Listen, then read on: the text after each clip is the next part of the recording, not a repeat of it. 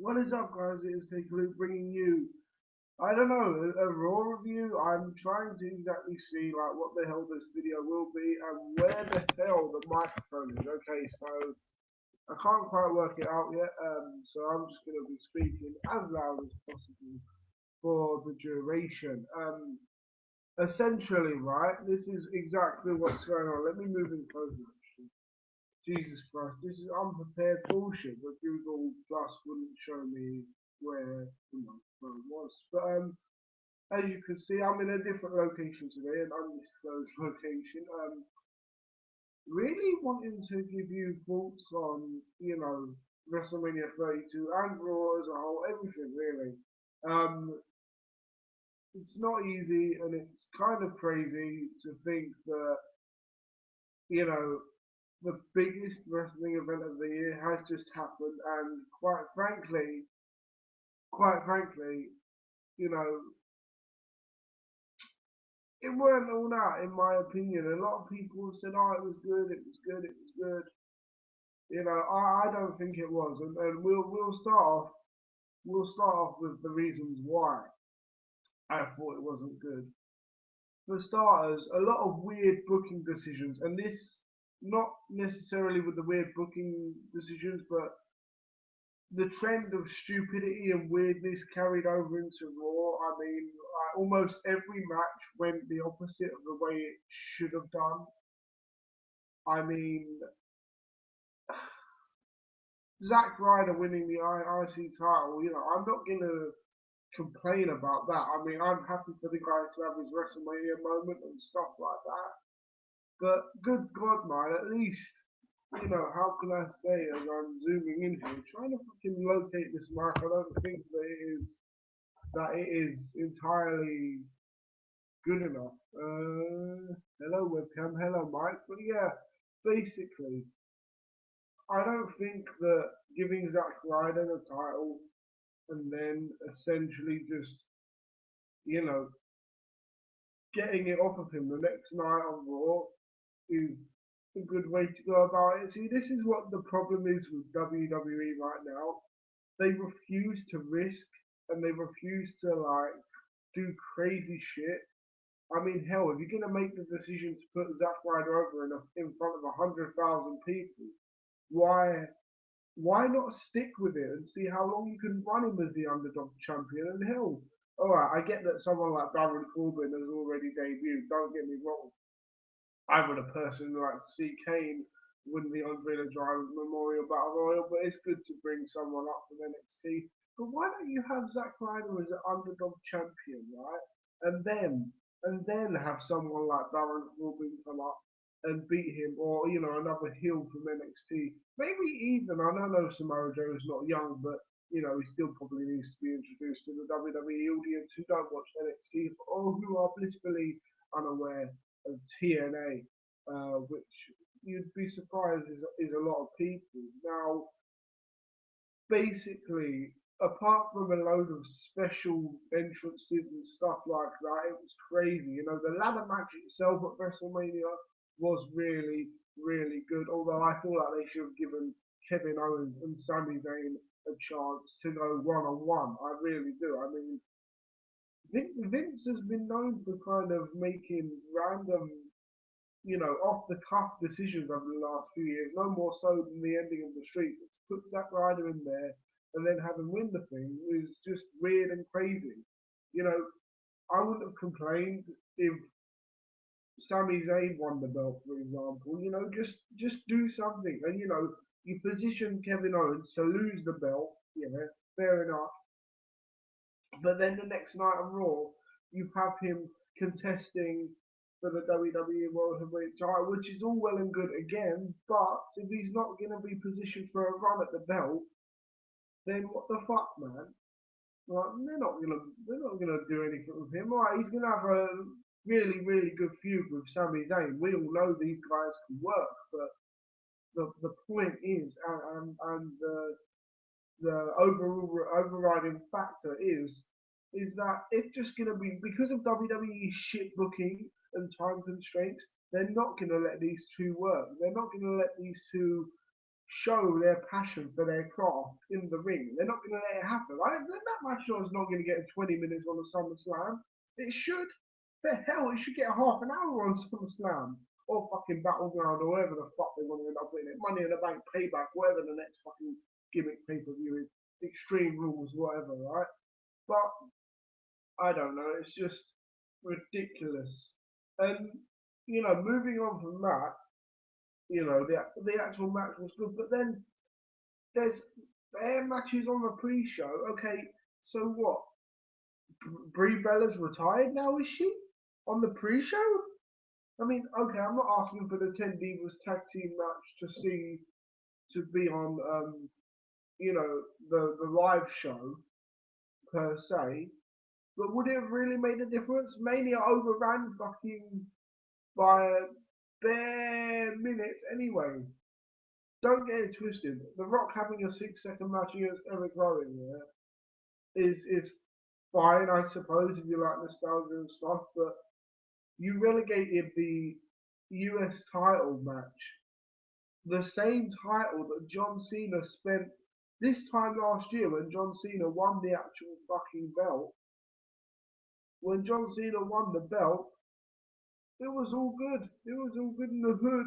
And we were ready to celebrate US title ecstasy. The belt had finally got prestige back. US Open Challenge for the majority of this year. Last year, sorry, but no. Now it's fucking back on the pre-show. What's the point? And speaking of John Cena, who miraculously returned last night, or I say at WrestleMania, where the fuck was he on Raw? Just crazy. But no, I don't know. The 10 Diva match was on the pre-show. The whole pre-show placement was wrong, um, in my opinion. Given especially the fact that, look, all right, I'm not a big fan of the Usos. They're just boring to me. I don't hate them, don't like them.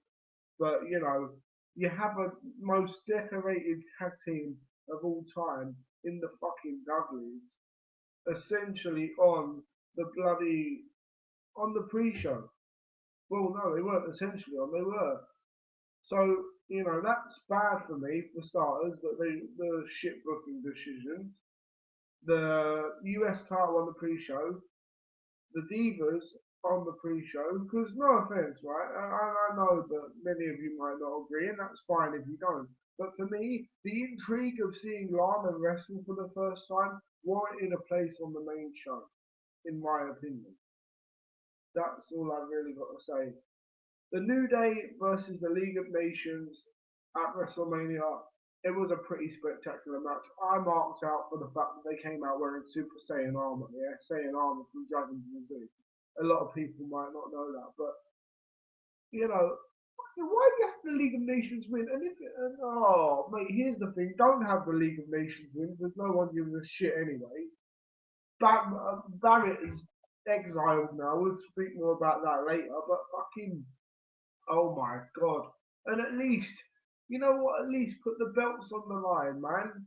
Have it via some prestige. If you want to have like the keep the belts on New Day, but you still want to have League of Nations win, have I don't know, the League of Nations win be a count out where they fucked up the New Day so badly outside. Make them look strong, but keep the belt on the New Day if that's really what you want to do. Just, don't fuck it up, man.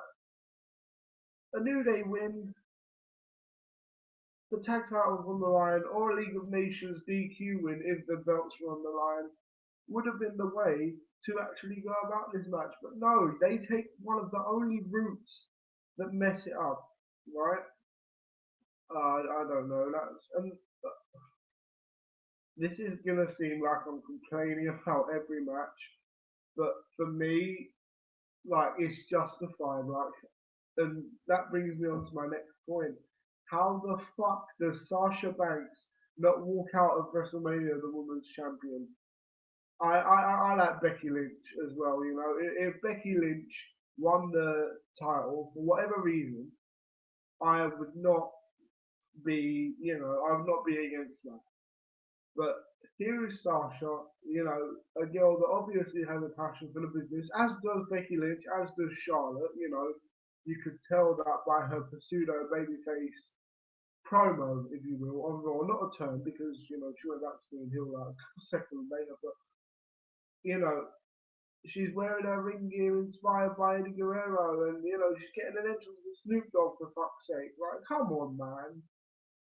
Come on, man. Like, come on, man. Come on. What are you doing?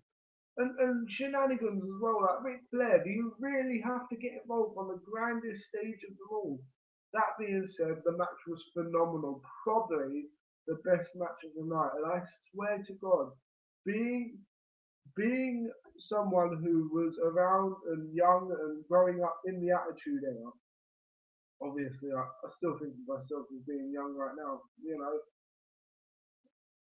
but my teen years, some of them at least, in the Attitude Era, I was used to seeing women who looked fit as fuck but can fuck someone up as well. Like I'm not saying China was fit necessarily, but that woman could kill me. China could have killed me. Hell, Trish Stratus could have killed me with fucking one of them kicks to the head. You had people like Jazz, Ivory, all of these people, Jacqueline, who went into the Hall of Fame, Sable for the early parts of the Attitude Era. All of these, and then what, from like the 2006 onwards, you had like fucking Kelly and Maurice, and not that Maurice was a bad wrestler by any stretch, but fucking hell, like Kelly and fucking Ariel and I don't know, fucking I can't even remember. They're so goddamn forgettable. Jillian, Melina. I mean, alright, they weren't all bad wrestlers, but come on, come on. I dare you to go back and watch a woman's, or I'm not even gonna say divas, a woman's wrestling match from round about 2006, 2007, 2008, maybe 2009, somewhere around there. And I dare you to find a match at least half the quality of the match we have just seen at WrestleMania. So with that being said, you know, it was pretty damn cool, right? But here's the issue. You have Charlotte win, now what? Natalia is apparently going to be the challenger. They ain't going to put the belt on Natalia. Should they? Possibly, yeah. Put the belt on Natalia, have Natalia turn heel. I'm the queen of the Divas division. I'm the queen of hearts. Hell, why not? It'll be interesting as fuck.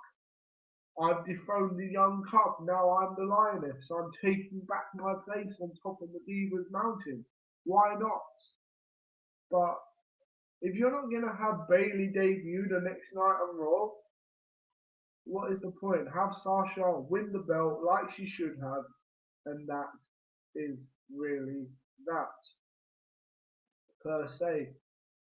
I don't really know. I can't actually really remember a lot of the WrestleMania matches. Now I don't know if that's me being forgetful or just the matches being forgetful, but the Andre the Giant Memorial Battle Royal, it had a cool moment. Shaquille O'Neal and Big Show finally having some kind of beef after like 10 years of threatening it. Like that was nice to see, I suppose. They've been threatening beef since like 2009 even, right? So it was good to finally see some kind of payoff for that.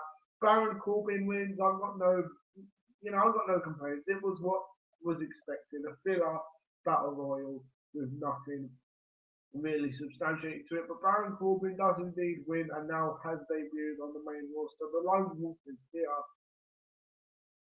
Gee, I've just realised something. Where the fuck is Finn Balor? I mean, it's the you missed the trick, WWE man. And I thought I missed having the Money in the Bank match at WrestleMania. I mean, they used to have two people running around with Money in the Bank. I know there used to be two titles, but why not have a Money in the Bank match at WrestleMania? Can you imagine someone cashing in Money in the Bank? So, for example, I don't know. Who the fuck would probably be likely to win Money in the Bank at this point? I'll go ahead and say Apollo Crews. Why not? So Apollo Crews cashes in Money in the Bank. It's just an example, but and then I don't know someone else who has the Money in the Bank. Jack Swagger. No, but you get the point. If the Money in the Bank cashed in on the Money in the Bank winner, it would be pandemonium. But I don't know. That's probably just silly, crazy booking. That's Vince Russo WCW booking right there. But I don't know. It's just crazy. By far, my most heart-stopping match of the night was definitely Shane McMahon versus The Undertaker. My God. Now, I spoke to one of my favourite subscribers on who I regularly keep in contact with him, and he was saying to me, dude, there's no way that Undertaker will lose to Shane McMahon. And I was like, oh, you bastard. There really is. They're going to fuck him over because they have destroyed The Undertaker's legacy in recent years. So much so that fear I fear anytime The Undertaker placed into a random match. I genuinely thought they were going to make him retire. And that would be it. I mean, I know it's coming Monday, but The Undertaker should retire on top. He's given so much to the business. He came in on top and he leaves on top, in my opinion. But that dive off the cell by Shane, crazy motherfucker. And to think this guy just came back to do his dad a favour. That's all. That's all. He just came back to do his dad a favour. Literally. That is all. And he's diving off the cell.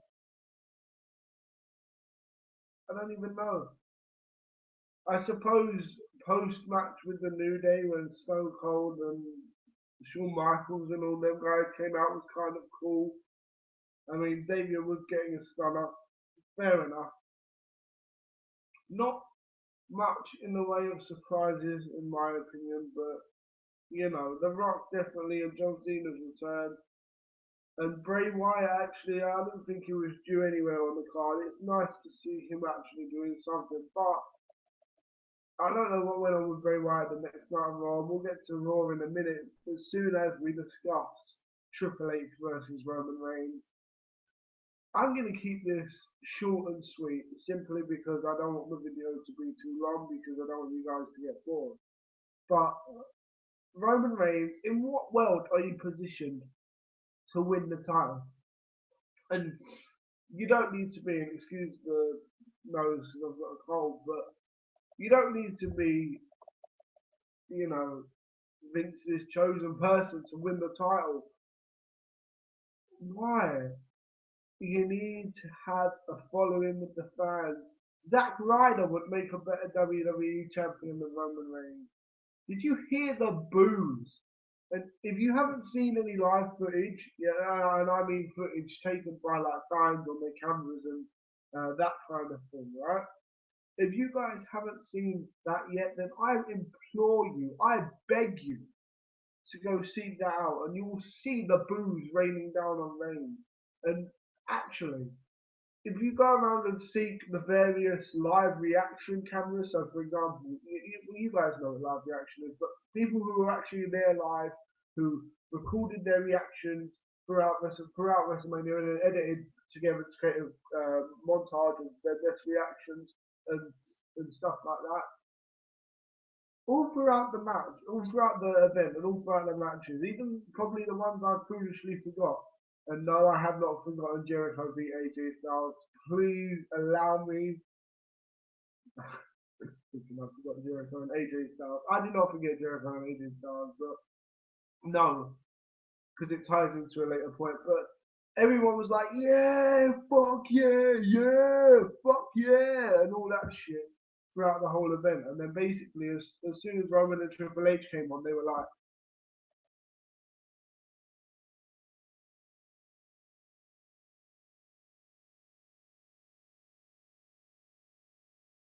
boo, Roman's won.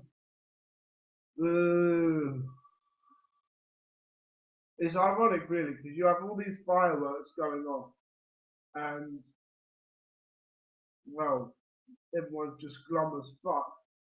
Okay, so I know I've forgotten to talk about Jericho and AJ Styles, which was a very, very good match. Ended with a huge code breaker, springboard code breaker, and Jericho got the pin on Styles.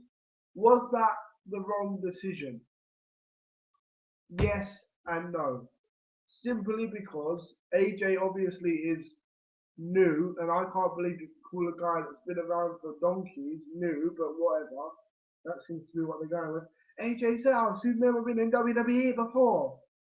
Yes, he has, but you know. Did what happened the next night on Raw make up for that? Or is it simply that Vince will never let a TNA guy win at WrestleMania or WCW guy? I don't know.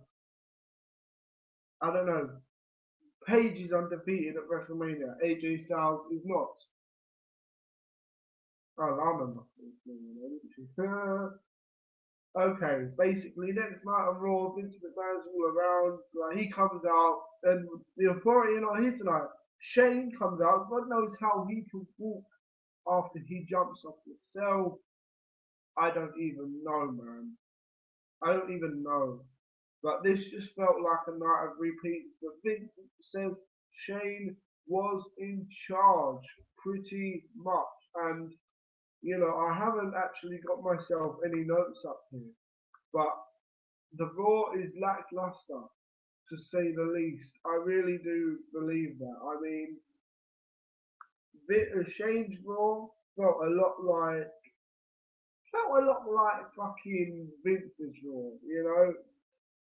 Oh, and you know, this whole fact of doing a stipulation like, oh no, we're gonna have the Undertaker retire, blah blah blah. Shane gets total control of Raw. We find out what's in the lockbox. So aside from the lockbox, who probably has Vince's fucking I don't know medication in it or whatever, we actually do get the stipulation as planned. Right? I don't know.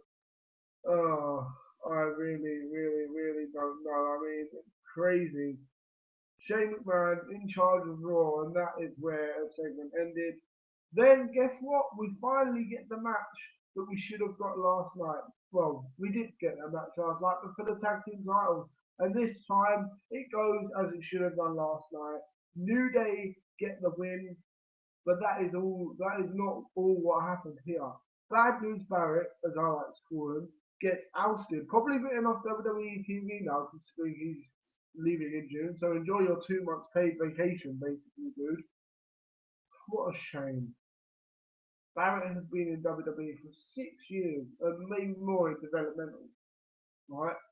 And they done nothing with him. The guy came so close to winning Money in the Bank. If you're brave WWE, this guy could be an international star for you. Us Brits will buy your Barrett merchandise. Boom. We'll buy it. Just fucking put Money in the Bank on him. Give him a new contract or beg him to stay like you have probably done already and be like, Wade, listen, if you stay, we'll put Money in the Bank on you. And he'll be like, boom. And then he'll stay. Nonetheless, Sheamus cuts a promo about you're only as strong as your weakest link. Bullshit.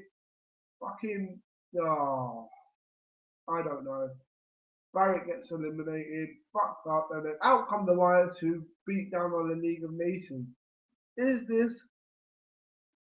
this a babyface turn for the Wyatts? I don't know.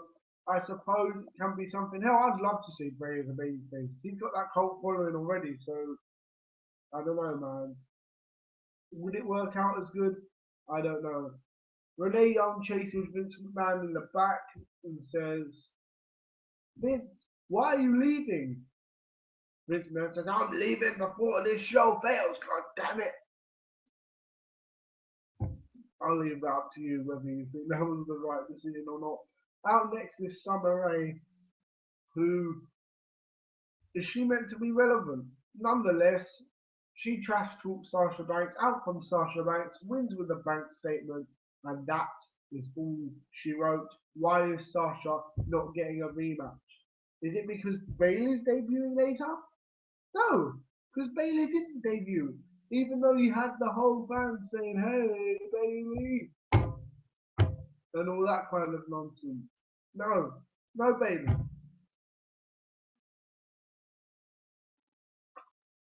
no Bayley. So, I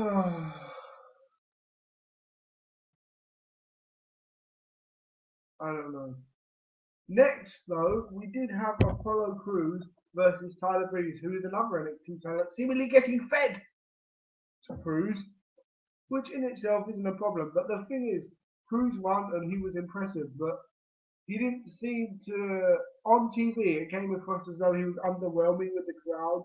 I don't know if that really was that or whatnot, but it certainly didn't feel as effective. And, they didn't make it clear. Is he getting called up now? Or is this just like a match to like showcase his skills? It really does seem to be a crazy fucking thing. Oh,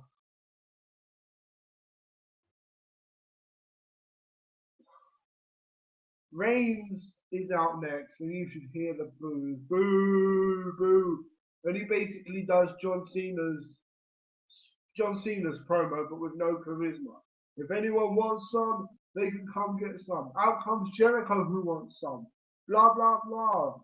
Roman Reigns is still being boring. Out then comes fucking AJ Styles, believe it or not.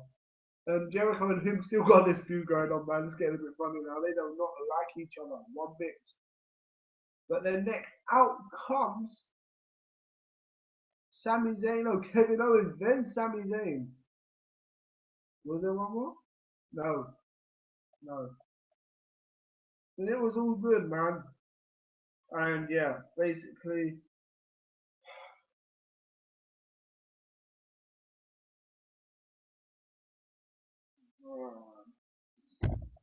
that whole promo was awesome, apart from bloody Roman Reigns. And I genuinely find it hard to talk about him. Look how bored I am right now. Look at my face. Look at my eyes. I am so bored talking about Roman. Yeah, I know this is going to be the story for the next 6, 7 years. Look, don't get it twisted, right? I'm going to be completely honest with you. Everyone was complaining about Cena, but here's the thing. Cena is semi-decent in the ring. Alright, he's not Bret Hart, obviously. He's not super special, although he is Super Cena. But, goodness gracious me, right? Let's be honest. See, Cena has a hell of a lot of charisma. And fucking, he can make people love him or hate him. You know, he's polarizing. He basically half the universe loves him, half the universe hates him. Right? I don't even know if young kids like Roman Reigns. Nonetheless, we'll see how this all plays out and with what we're gonna, eventually be discussing at the end of this review. Hopefully, I'm not very hopeful, but we'll see. Baron Corbin is out and Dolph Ziggler is being fed to him. Like, that's not a problem. You need a big name. Baron Corbin eventually, gets the match to a double count. I liked it. You could have just had Baron Corbin win.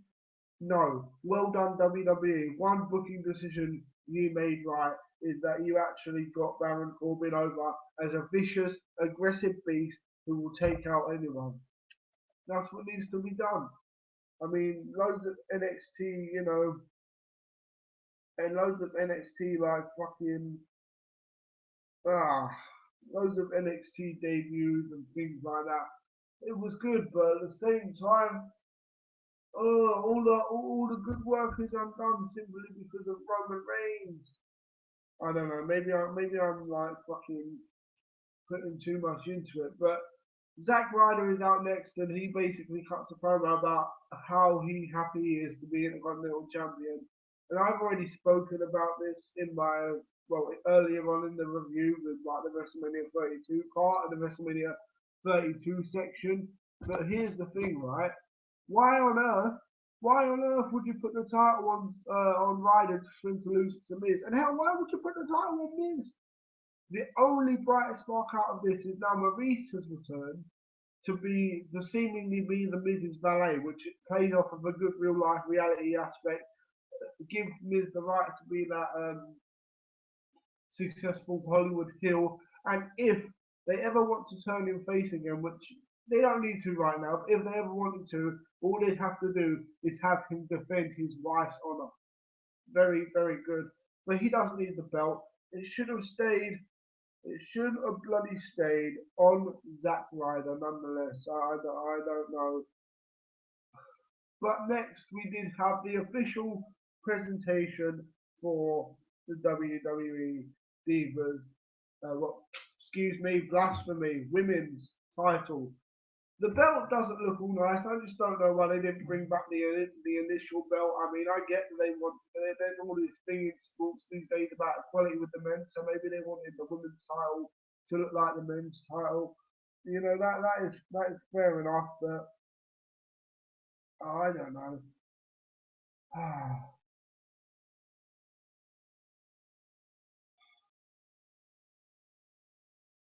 Dude, the women deserve better than even this.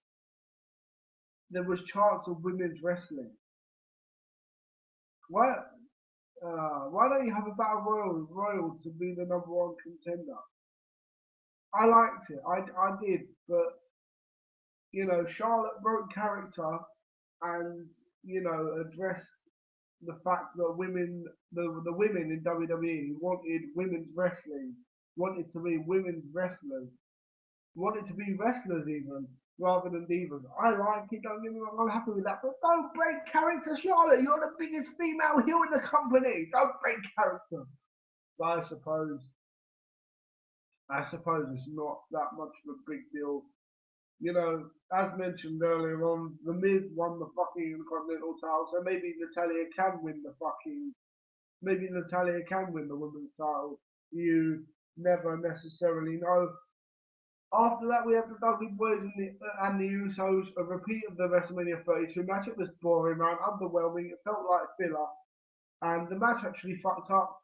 The Usos both went through a table and the bell rang, but as you know, and as Bubba Ray Dudley shouted at the timekeeper, the way to win a match, win a tables match rather, is to have your opponent chuck your opponent through a table, not them put themselves through a table. So I don't know. That was pretty much that, man. It was crazy. Enzo and Cass debut. Big Enzo, Enzo and Big Cass without Carmella, sadly, but they had they had the whole crowd in their hands. No offense to Bray Wyatt, no pun intended. Why didn't they debut last night? They basically scored the Dudley Boys and they were awesome. I'm ready for more Enzo and Cass. That is good.